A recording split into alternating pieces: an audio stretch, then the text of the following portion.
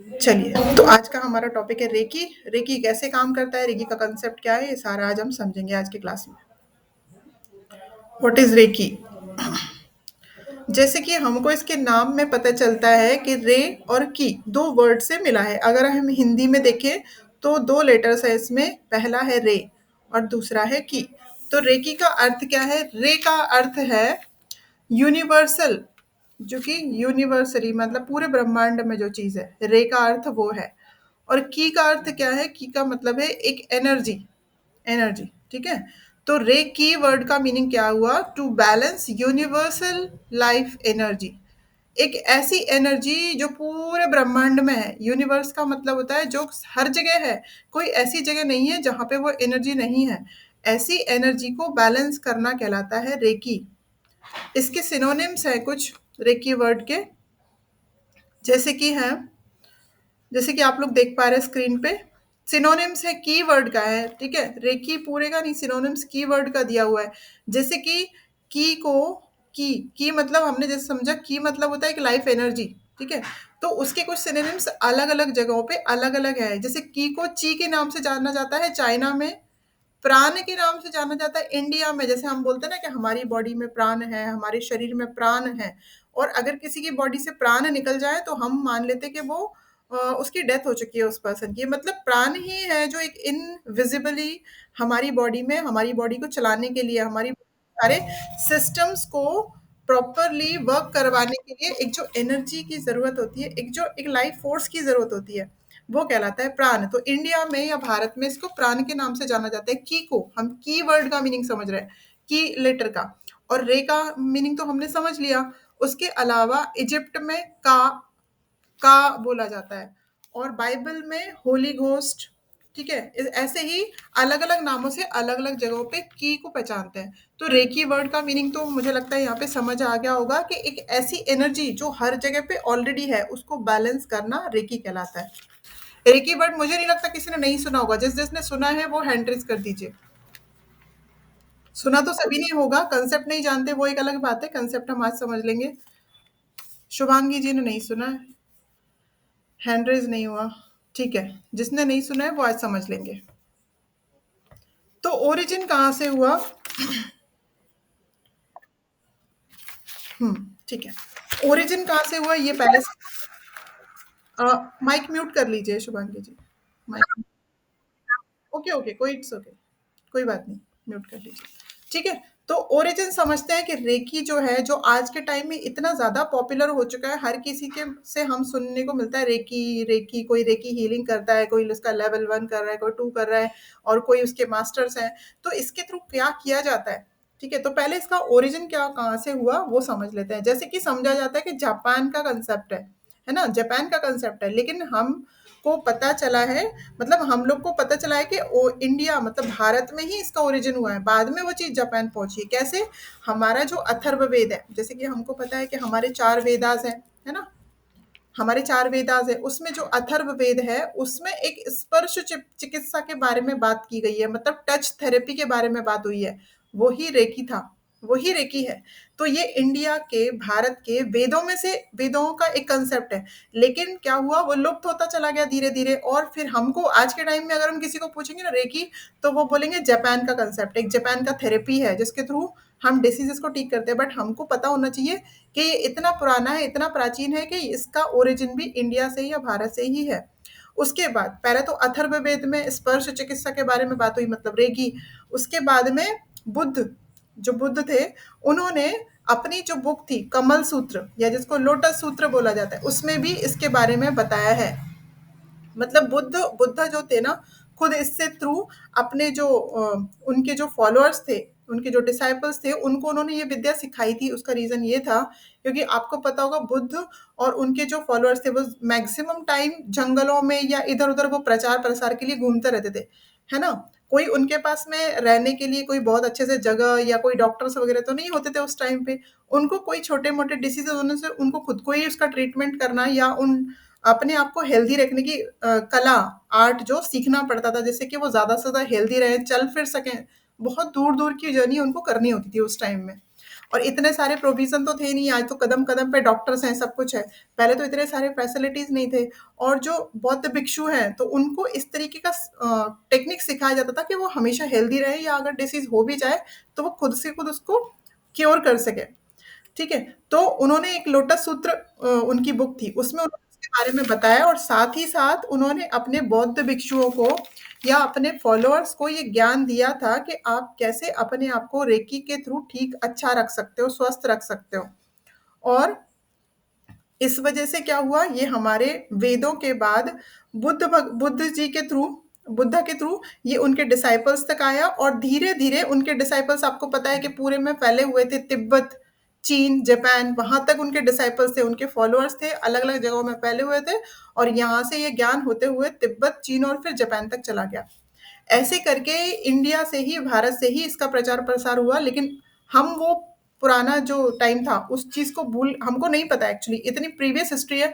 ऐसा भी बोला जाता है कि जो वेदों में जो ज्ञान आया है वो भगवान शिव ने दिया है। भगवान शिव ने रेकी मतलब स्पर्श थेरेपी के बारे में या जो अथर्ववेद में जो स्पर्श चिकित्सा है उसके बारे में उतने पहले ही बता दिया था और वही ज्ञान हमको वेदों के थ्रू मिला और वही ज्ञान वेदों से बुद्ध तक आया और बुद्ध ने अपने डिसाइपल्स को दिया और उन डिसाइपल्स ने जाके अलग-अलग जगहों पे तिब्बत, चीन और जापान में इसका प्रचार प्रसार किया।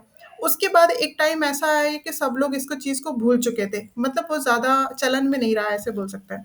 तो फिर क्या हुआ, धीरे-धीरे वहाँ के एक जो डॉक्टर थे, जस्ट अ मिनट में उनकी, इसमें आपको नाम मिलेगा उनका फ़ोटो, ये देखिए। हुँ। Doctor Mikao Usui, doctor Mikao Usui ने इस वाले टेक्निक को, इस थेरेपी को फिर से इसको रीडिस्कवर किया क्योंकि ये लुप्त हो गई थी, ये वाली जो प्रथा, ये जो एक टेक्निक थी ट्रीट करने की, बीमारियों को हैंडल करने की, ये धीरे धीरे लुप्त हो गई थी। तो इसके बाद जापान में इसे रीडिस्कवर किया था, उनका नाम था डॉक्टर मिकाओ उसुई। इसीलिए मॉडर्न टाइम में, अगर आज के टाइम में अगर किसी को प्रीवियस हिस्ट्री नहीं मालूम कि इंडिया के वेदों में तक रेकी है, अगर किसी को नहीं मालूम तो डॉक्टर मिकाओ उसुई को ही सभी लोग फादर ऑफ रेकी समझते हैं, मानते हैं, क्योंकि इन्होंने इसको रीडिस्कवर किया और उस पे काफ़ी सारा काम किया उन्होंने।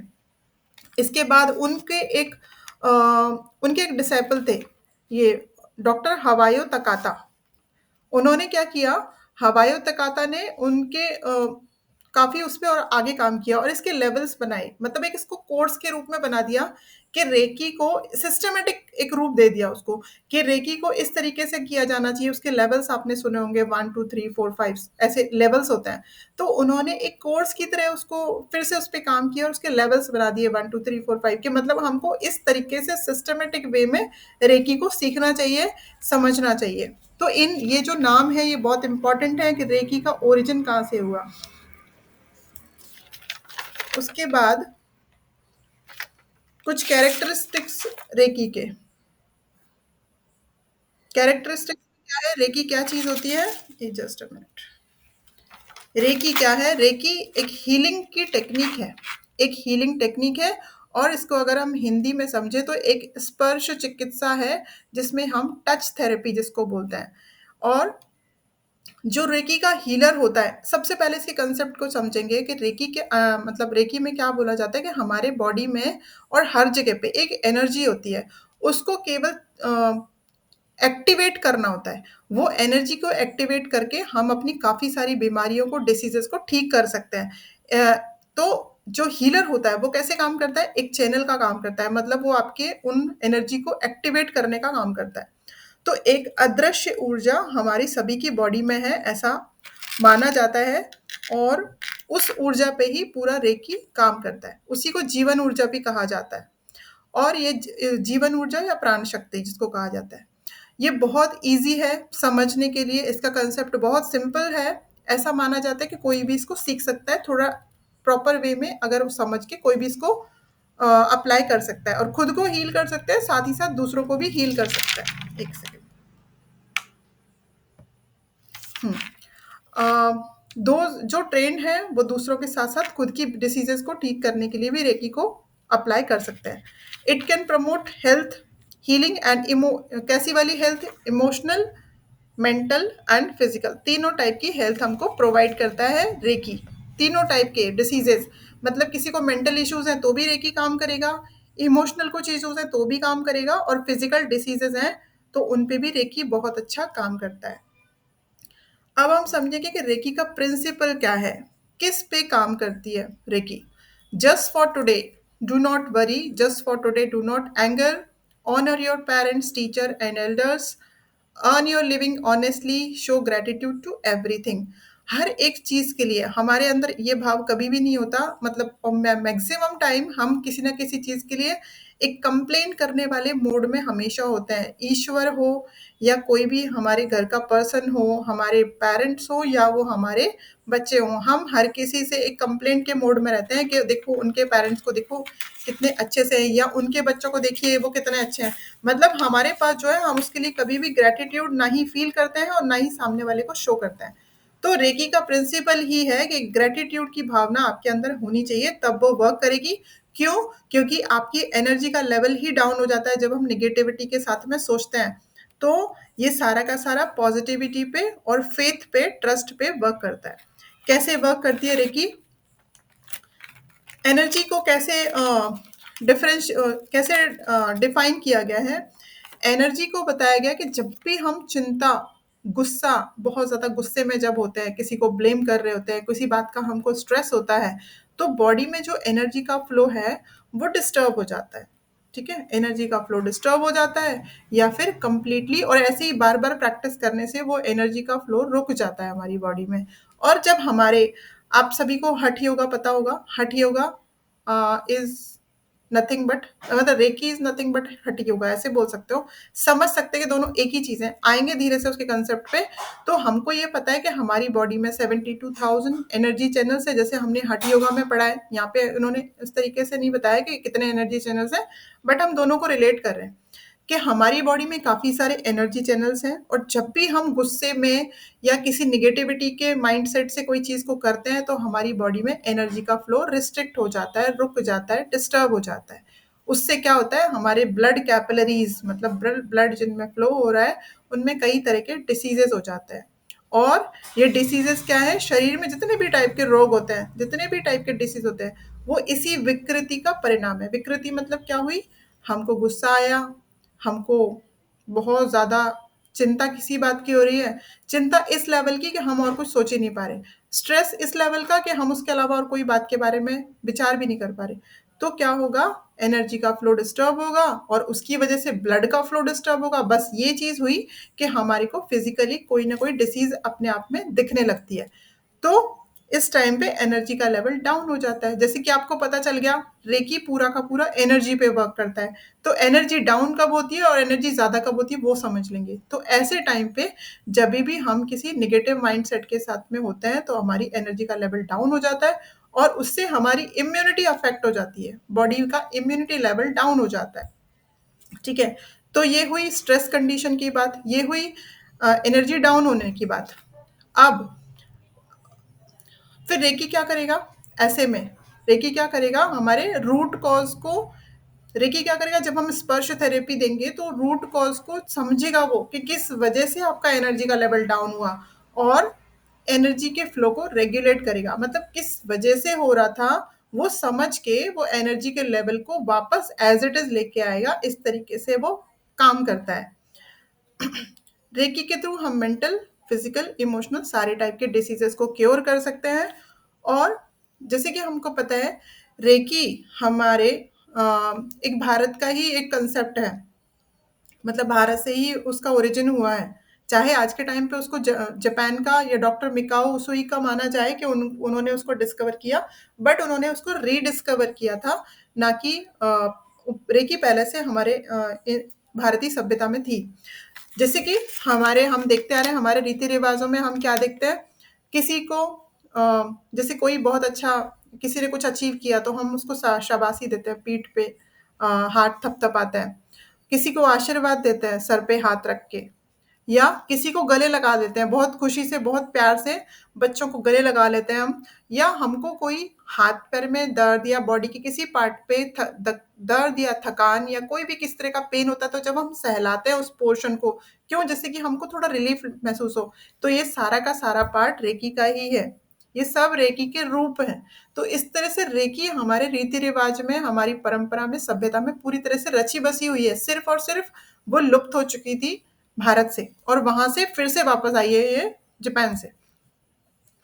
अब प्रिंसिपल में 2 बातें और बताई गई हैं कि प्रिंसिपल में रे और की जो शब्द हैं, जो लेटर्स हैं, उनका मीनिंग हमने समझ लिया कि रे का मतलब है यूनिवर्सल और की का मतलब है एनर्जी, यूनिवर्सल एनर्जी। बट रे को उन्होंने पूरा का पूरा ब्रह्मांड बताया है और हायर लेवल का इंटेलिजेंस बताया है। मतलब ऐसा ज्ञान, रे का अर्थ होता है ऐसा ज्ञान जो सब जानता है। एक ऐसा भी ज्ञान होता है जिसको सब पता है कि आपकी जो परेशानी है, हो सकता है आप अभी स्ट्रेस में हैं किसी कारण से, ठीक है? सबको क्या दिखाई देगा कि आप केवल स्ट्रेस में हो, लेकिन किसी को ये नहीं पता चलेगा कि आपका उस स्ट्रेस का कारण क्या है। ये किसको पता है? आपकी बॉडी की एनर्जी को पता है कि आप किस वजह से चिंता में हो। तो एक ऐसा ज्ञान जिसको सब पता है कि आपकी परेशानियों का कारण क्या है, आपके दुःख का कारण क्या है, और वो ज्ञान उसको ठीक करना भी जानता है और उसको ठीक करने की ताकत भी रखता है। ये कहलाएगा रे। और की क्या कहलाएगा? की कहलाएगा वो एनर्जी जिसके थ्रू हम उस परेशानी को, उस दुख और चिंता को ठीक करेंगे। एक स्पिरिचुअल लाइफ फोर्स जो आपकी बॉडी में ऑलरेडी है, बट हमको नहीं पता कि वो इतना ताकतवर है। हम जो इतने स्ट्रेस में चले जाते, क्यों? हमको पता ही नहीं है उसकी वजह से हमको क्या क्या नुकसान, क्या क्या परेशानियां हो सकती हैं अपनी एनर्जी लेवल को डाउन करने से, इसलिए हम उस पर काम नहीं कर पाते। ठीक है? तो एक ऐसी स्पिरिचुअल लाइफ फोर्स जो हमारे आस-पास की सारी लिविंग और साथ ही साथ नॉन लिविंग के में भी है। एक सेकंड, अभी भी जॉइन हो रहे हैं स्टूडेंट्स। तो एक ऐसा लाइफ फोर्स जो हमारे आसपास के हर living thing plus non living thing के अंदर भी है, वो कहलाएगा की। तो ऐसे रे और की को इस तरीके से रेकी में डिफाइन किया गया है। कितनी ताकतवर और कितनी ज्यादा इफेक्टिव एनर्जी हमारे अंदर है, सिर्फ और सिर्फ हमको उसको पहचानने की जरूरत है। अब आई बात थेरेपेटिक पर्पस की। मतलब रेकी को थेरेपेटिक पर्पस से, बीमारियों को ठीक करने के लिए, डिसीजेस को ट्रीट करने के लिए किस तरीके से हम यूज कर सकते हैं इस प्रिंसिपल को यूज करके। तो हमको क्या करना पड़ेगा, जो हमारे बॉडी के अंदर ऑलरेडी एक लाइफ एनर्जी है, सब में है, ऐसा नहीं सोचना है कि कुछ नया बॉडी में बनेगा, ऐसा नहीं, ऑलरेडी है। हम सिर्फ उसको पहचान नहीं पा रहे और एक्टिवेट नहीं कर पा रहे प्रॉपरली, क्योंकि हमने जैसे पढ़ा गुस्सा, चिंता, एंगर, इससे क्या होता है, हमारी एनर्जी का लेवल डाउन होता है और हमारी बॉडी का जो एक ऑटो इम्यून सिस्टम है ना, वो वीक पड़ जाता है। तो क्या किया जा सकता है, हम अपने बॉडी की अगर एनर्जी को एक्टिवेट कर लें तो हम अच्छा हेल्दी रह सकते हैं। तो जब आप हेल्दी रहते हो, हैप्पी रहते हो और उत्साह से भरे रहते हो, जैसे कि आपने कुछ नया काम हाथ में लिया, कुछ नई चीज़ स्टार्ट की और वो बहुत अच्छी है और आपको बहुत अच्छा लगता है वो करना, आपका पैशन है, तो आप एकदम जोश से भरे हुए रहते हो। तो जब आप जोश से भरे हुए होते हो, तब आपकी की एनर्जी, की की क्योंकि एनर्जी है, आपकी की एनर्जी का फ्लो बॉडी में बहुत ज़्यादा हो रहा होता है उस टाइम पे। की मतलब एनर्जी है ना, तो की का फ्लो बहुत ज़्यादा होता है आपकी बॉडी में। तो उसकी वजह से क्या होता है, आपकी बीमारियों से लड़ने की, जो फाइट करने की जो ताकत है, कैपेबिलिटी है ना, वो इंक्रीज हो जाती है और आपका ऑटो इम्यून सिस्टम, आपका एक नेचुरल जो एक फाइट सिस्टम है बीमारियों से लड़ने वाला, वो बहुत स्ट्रांग हो जाता है उस वजह से, क्योंकि आप खुश हो, हैप्पी हो और आपके हैप्पी हॉर्मोन्स रिलीज हो रहे हैं, तो एक की एनर्जी का फ्लो बहुत ज़्यादा अच्छा आपकी बॉडी में होता है। ठीक है? दूसरा, जब हम थके हुए होते हैं किसी कारण से, थके हैं, चिंता में हैं, गुस्से में हैं, स्ट्रेस में हैं, तो उस वक़्त हमारी की एनर्जी डाउन हो जाती है। स्ट्रेस में, एंग्ज़ायटी में, ऐसे टाइम पे हमारी जो की क्योंकि एनर्जी है, की को माना गया है एनर्जी, तो वो डाउन हो जाती है, या हम उस टाइम कुछ नेगेटिव बातें सोच रहे हैं, कुछ नेगेटिव माइंडसेट हमारा है किसी भी कारण से, तो क्या होगा, हमारी बीमारियों के प्रति फाइट करने की जो कैपेबिलिटी है वो डाउन हो जाएगी, इम्यून सिस्टम वीक हो जाएगा और हम बीमारियों के लिए बहुत ज़्यादा सेंसिटिव हो जाएंगे।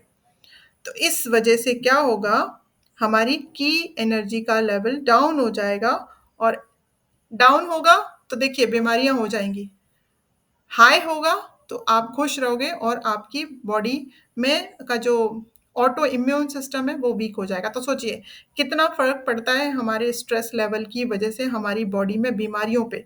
ठीक है, तो आप सोचिए कि एनर्जी लेवल केवल डाउन हुआ है जब हम थोड़े स्ट्रेस में गए, और जब किसी की डेथ होती है तो वो की एनर्जी पूरी तरह से बॉडी में से अगर निकल जाए किसी की बॉडी से, केवल डाउन हुई तो बीमारियां, स्ट्रेस, मेंटल डिसऑर्डर्स ये सब हो सकते हैं। और की एनर्जी कंप्लीटली बॉडी को छोड़ दे तो उस पर्सन की डेथ हो गई ऐसा माना जाता है। क्यों? क्योंकि उसके अंदर कोई एनर्जी, कोई लाइफ फोर्स या कोई प्राण नाम की चीज बची ही नहीं। उसी की को संस्कृत में प्राण बोला जाता है, भारत में प्राण बोला जाता है। स्टार्टिंग में हमने सिनोनिम्स पढ़े थे। तो प्राण अगर निकल जाए कंप्लीटली तो वो एनर्जी, वो पर्सन की डेथ हो जाती है, की एनर्जी अगर बिल्कुल भी ना रहे। तो ये कंसेप्ट है रेकी का। कंसेप्ट समझ में आया होगा तो हैंड रेज कर दीजिए तो आगे जाएंगे। क्लियर है ना? मजा आ रहा है? अच्छा लग रहा है इस कंसेप्ट समझने में रेकी का?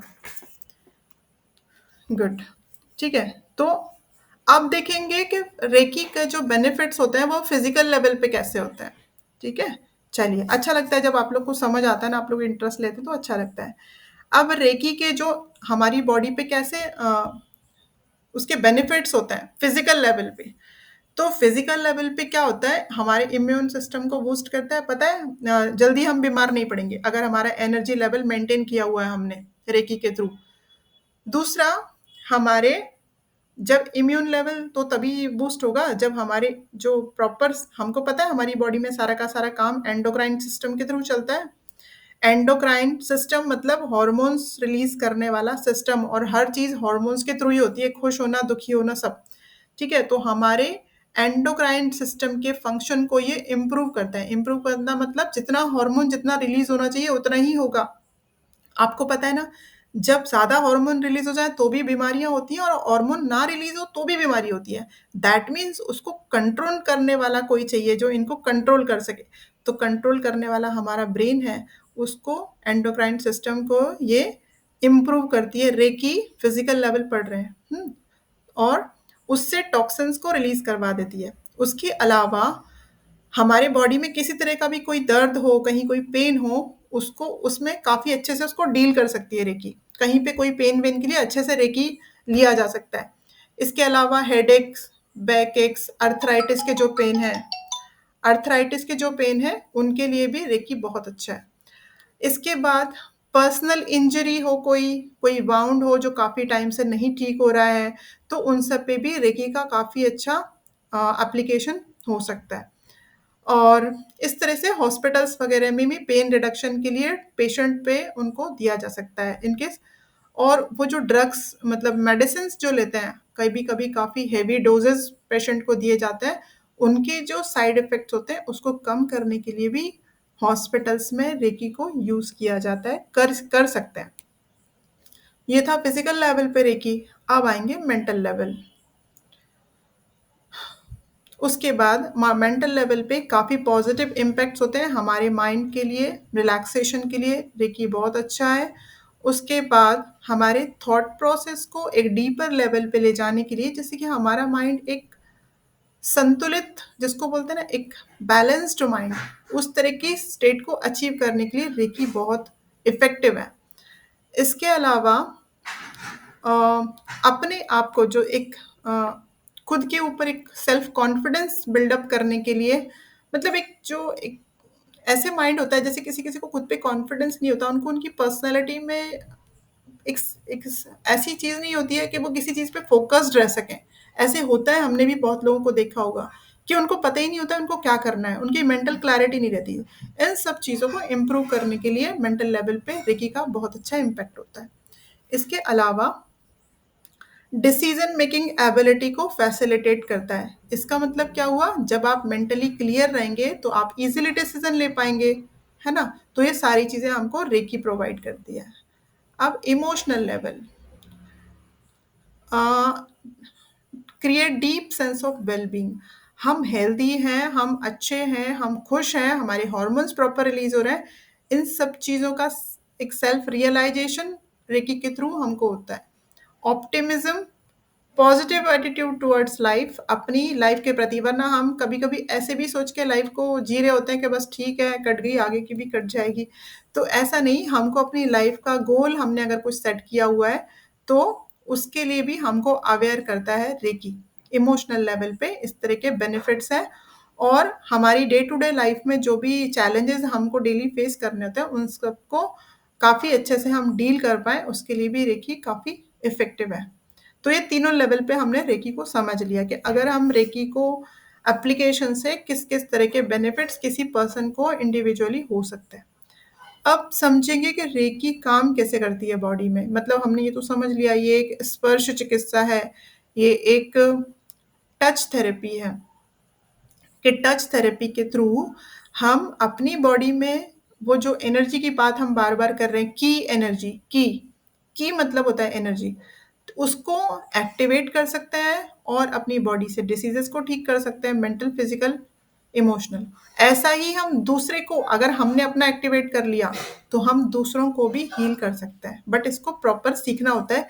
कई जगह पे ऐसी भी होता है कि ऑनलाइन क्लासेस वगैरह होते हैं, बट रिकमेंड ये किया जाता है कि आप पर्सनली इंडिविजुअली किसी से फेस टू फेस क्लासेस लें, ना कि ऑनलाइन मोड में, क्योंकि ऑनलाइन में रेकी उतना इफेक्टिव नहीं होता। ठीक है, तो कैसे समझेंगे? जैसे कि हमने हठ योगा का कंसेप्ट हमारा देखा हुआ है। हठ योगा हम सभी को पता है कि कैसे हमारी बॉडी में काफ़ी सारे एनर्जी चैनल्स होते हैं, ये हमने समझा हुआ है। बहुत सारे सटल चैनल्स होते हैं जिनको नाड़ीज़ बोला जाता है, जिनको अलग लैंग्वेज में मेरिडियंस बोला जाता है। और उनके थ्रू हमारी बॉडी में प्राण, यहाँ पे हम प्राण वर्ड इसलिए यूज़ कर रहे हैं बिकॉज़ हम संस्कृत का टर्म यूज़ कर रहे हैं। उसी को हम रेकी में की बोलते हैं, उसी को हम प्राण बोलते हैं संस्कृत में। तो अगर मैं प्राण बोलूँ तो आप समझ जाइए कि की बात हो रही है, की, ओनली की। तो हमारी बॉडी में की का जो फ्लो है या प्राणों का जो फ्लो है, उन्हीं सारे सटल चैनल, सटल मतलब इतने सूक्ष्म जो कि हमको दिखाई नहीं देगा उसमें फ्लो। प्राणों का फ्लो किसी को दिख सकता है? नहीं दिख सकता, है ना? एयर को आप देख सकते हो बट प्राण को आप नहीं देख सकते, बिकॉज वो एक सटल है, इतना सूक्ष्म है कि हमको दिखेगा नहीं, सिर्फ और सिर्फ हम अनुभव कर सकते हैं। अगर मैं हूँ, अगर मैं अलाइव हूँ, मैं ज़िंदा हूँ, मैं जीवित हूँ, तो आप मुझे महसूस ही तो कर सकते हो, प्राणों को देख थोड़ी सकते हो, नहीं देख सकता ना कोई भी। तो इसी तरीके से जो की एनर्जी है, वो एक ऐसी एनर्जी है, एक सूक्ष्म लेवल पे एनर्जी है, जिसको हमको एक्टिवेट करना होता है और वो ऑलरेडी हमारी बॉडी में इतने सारे एनर्जी चैनल्स के थ्रू फ्लो हो रही है। बट अगर समझ जाइए कि बॉडी में अगर कहीं दर्द है, कहीं पेन है, तो वहाँ पे आपकी की जो एनर्जी है वो रिस्ट्रिक्ट हुई है, वो डिस्टर्ब हुई है, उसका फ्लो रुक गया है। दैट मीन्स आपको उस फ्लो को करेक्ट करने के लिए कुछ तो करने की ज़रूरत है। तो ये हम क्या पढ़ रहे हैं? कॉम्प्लीमेंट्री थेरेपीज़, है ना? कॉम्प्लीमेंट्री थेरेपीज़ क्यों पढ़ रहे हैं? क्योंकि हम योग करवाते हैं किसी को। किसी पेशेंट को आप हील कर रहे हो योगा के थ्रू, ठीक है? लेकिन उसको टाइम ज़्यादा लग रहा है या उसकी डिसीज़ ऐसी है कि उसको जल्दी बेनिफिट चाहिए लेकिन योगा से जल्दी काम नहीं हो रहा है। तो आपको अल्टरनेटिव या कॉम्प्लीमेंट्री थेरेपीज़ के बारे में नॉलेज होना ज़रूरी है कि किन-किन और चीज़ों की मैं हेल्प ले सकती हूँ, अपने पेशेंट को ट्रीट करने में। इसकी वजह से हमने नेचुरोपैथी पढ़ा। नेचुरोपैथी में हमने mud therapy, hydrotherapy, colour therapy, इतनी सारी चीज़ें पढ़ी। क्यों पढ़ा? जिससे कि आप उनकी हेल्प ले सको, अपने पेशेंट को योगा थेरेपी के साथ में उनको सजेस्ट कर सको कि आप आयुर्वेदा की भी हेल्प ले लीजिए, है ना? अगर ये चीज़ ठीक नहीं हो रही है या आपको किस तरह के आसन करने चाहिए, तो आप अपनी प्रकृति चेक कर लीजिए कि आप वात प्रकृति के हो, कफ के हो या अ, पित्त प्रकृति के हो आप। अगर आप वो चेक कर लोगे तो मुझे भी थोड़ा हेल्प हो जाएगी कि मुझे आपको किस तरह के आसन दे रहे हैं या आपको क्या सूट नहीं होगा। तो हम ये सब क्यों पढ़ रहे हैं? हम कॉम्प्लीमेंट्री थेरेपीज़ पढ़ रहे हैं जिससे कि हम किसी को जल्दी हील कर सकें और सारे इफ़ेक्टिव तरीके हमको पता होने चाहिए। अगर हम नहीं भी अप्लाई कर रहे हैं, हमको पता होना चाहिए कि कोई भी पर्सन में प्रॉब्लम्स कहाँ से शुरू होते हैं, क्या रीज़न क्या है? तो हम रूट कॉज़ अलग-अलग थेरेपी में रूट कॉज़ अलग-अलग होता है। जैसे कि रेकी में आप समझ रहे हैं ना कि एनर्जी चैनल्स के बारे में बात हो रही है कि एनर्जी चैनल्स में एनर्जी का फ्लो रुक गया तो डिसीज़ होगा, ठीक है? तो इसलिए समझ लीजिए बिकॉज़ ये बहुत इम्पोर्टेंट है। तो जैसे कि बताया गया इतने सारे एनर्जी के फ्लो सेंटर जो एनर्जी के हमारे सर्किट्स हैं, उनमें एनर्जी का चैनल्स हैं, उनमें एनर्जी का फ्लो रुका के प्रॉब्लम। उसके बाद ये जो एनर्जी के 3 मेन चैनल्स हैं, इड़ा, पिंगला और सुषुम्ना, उनको बताया गया 3 मेन नाड़ियाँ, 3 मेन एनर्जी चैनल्स।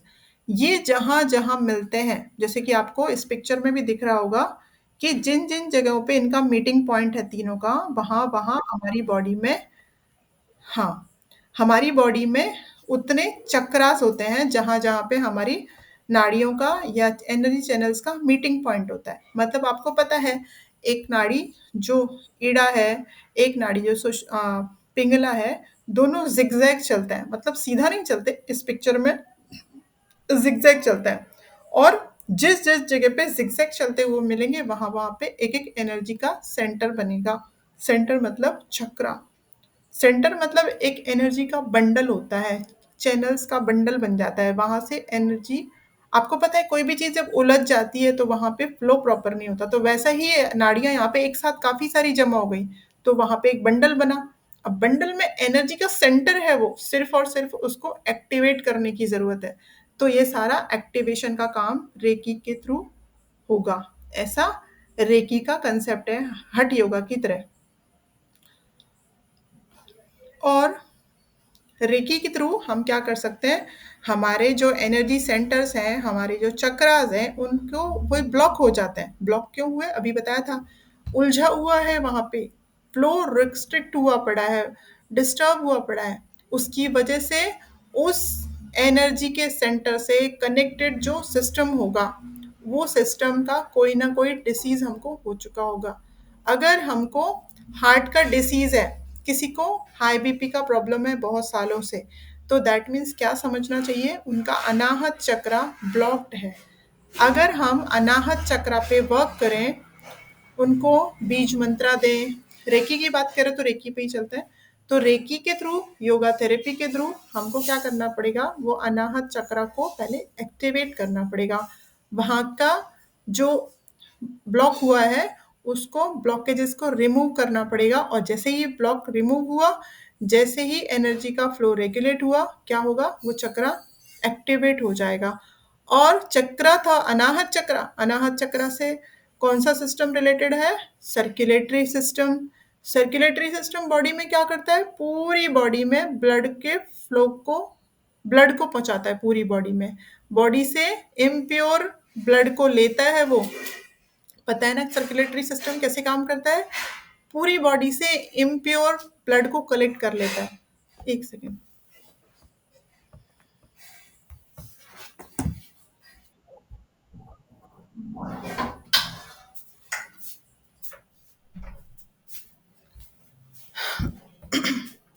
पूरी बॉडी से इम्प्योर ब्लड को कलेक्ट करके वो क्या करता है, हमारे लंग्स को दे देता है इम्प्योर ब्लड। क्यों, क्योंकि केवल ऐसा एक ही ऑर्गन है जिसके पास ऑक्सीजन होती है। कौन, हमारे लंग्स ही तो बाहर से हमारे एटमॉस्फेयर से सारी ऑक्सीजन को अंदर ले लेते हैं ना, हमारी बॉडी के अंदर पहुंचाने का काम कौन करता है, लंग्स ही तो करते हैं। तो लंग्स के पास ऑक्सीजन होती है, तो वो इम्प्योर ब्लड में उस ऑक्सीजन को मिक्स कर देते हैं, जिससे कि हमारा ब्लड प्योरीफाई या बोलिए कि ऑक्सीजनेटेड हो जाता है, मतलब उसमें ऑक्सीजन मिक्स हो गई, तो वो प्योर हो गया, वो क्लीन हो गया ब्लड। अब उस ब्लड को हार्ट लेके फिर से पूरे बॉडी पार्ट्स को, हमारे बॉडी के ऑर्गन्स को दे देता है।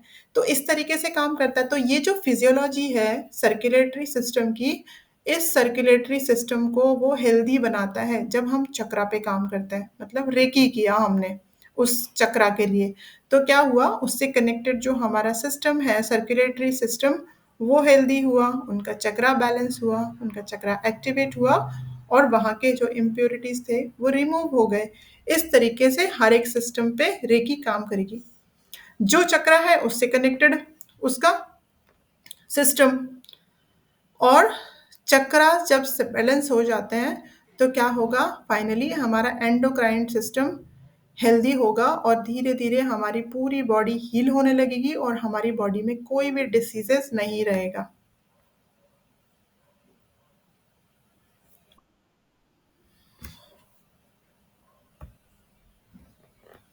तो इस तरीके से रेकी काम करेगा। इसमें से कोई एक बचा हुआ है स्लाइड, 1 सेकंड। हाँ, जैसे कि हमको पता है हमारी बॉडी में ये चक्रास हैं। पहला है रूट चक्रा, दूसरा है सैक्रल चक्रा, नीचे से ऊपर की तरफ जाएंगे बेस ऑफ द स्पाइन से टॉप ऑफ द हेड की तरफ बढ़ते हुए। पहला है रूट चक्रा, दूसरा है सैक्रल चक्रा, तीसरा है सोलर प्लेक्सस मतलब हमारा मणिपुर चक्रा, उसके बाद ऊपर जाएंगे हार्ट चक्रा मतलब अनाहत चक्रा। हार्ट चक्रा से हमारा देखिए सोलर जो उनका लोकेशन है, जो चक्रा का लोकेशन है, उसी लोकेशन पे जो सिस्टम काम कर रहा है, वो अगर आपने उस चक्रा को बैलेंस किया, एक्टिवेट किया, तो वो सिस्टम भी हेल्दी होगा। इस साइंटिफिक वे में भी हमको समझना है। स्पिरिचुअली मत समझो कि चक्रा बैलेंस होंगे तो बॉडी हील हो जाएगा। वो चक्रा जिस जगह पे है वहां पे कौन सा सिस्टम है, समझिए रूट चक्रा है। तो रूट चक्रा हमारे जेनाइटल ऑर्गन्स, हमारे रिप्रोडक्टिव सिस्टम, इनके साथ कनेक्टेड होता है। तो अगर आप रूट चक्रा को बैलेंस कर रहे हो दैट मीन्स आपके वो सिस्टम हेल्दी हो रहे हैं। सैक्रल चक्रा है हमारा रिप्रोडक्टिव सिस्टम पे काम करेगा। तीसरा हमारा मणिपुर चक्रा है, तो हमारा मणिपुर कहाँ पे, नेवल रीजन। नेवल रीजन कहाँ पे, हमारे डाइजेस्टिव सिस्टम पे।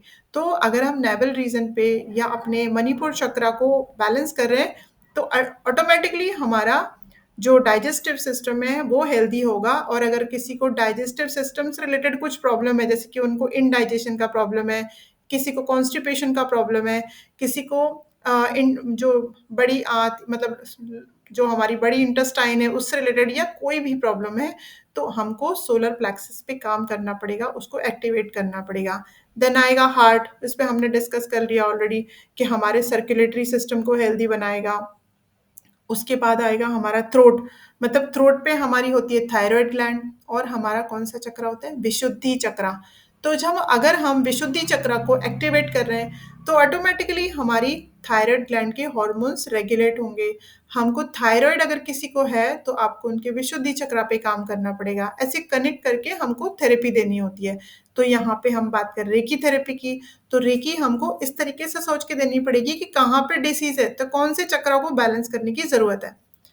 उसके बाद नेक्स्ट आएगा हमारा थर्ड आई चक्रा, जो दोनों आईब्रोज के सेंटर में है, आज्ञा चक्र जिसको बोलते हैं। उसके बाद सबसे लास्ट हमारा crown chakra which is located at the top of the head, हमारे की सर के सबसे ऊपरी भाग में। तो इस मेंटल डिसऑर्डर्स अगर हैं तो हमको इस चक्रा को एक्टिवेट करने की ज़रूरत है। तो इस तरीके से रेकी अलग अलग चक्रा पे काम करेगी और उन चक्रा से रिलेटेड जो भी सिस्टम है वो ऑटोमेटिकली हेल्दी होगा, उसके डिसीजेस और वहाँ के इम्प्योरिटीज रिमूव होंगे। अब बात आती है आगे कि रेकी में किस तरीके से ट्रीट किया जाता है किसी पेशेंट को। तो इसमें काफ़ी सारे लेवल्स होते हैं, लेवल 1, 2, 3, 4, 5 इस तरीके से लेवल्स बढ़ते जाते हैं। सारे में ही स्पर्श थेरेपी या टच थेरेपी ही होती है। जैसे कि हमने बताया था कि उस पे पहले इस तरीके से नहीं था, बाद में इस पे और रीडिस्कवर जब किया तो उन्होंने उसके लेवल सेट किए, उसको एक कोर्स की तरह बनाया कि इसको इस तरीके से सिस्टमेटिकली पढ़ा जाना चाहिए रेकी को, तब वो ज़्यादा इफेक्टिव है।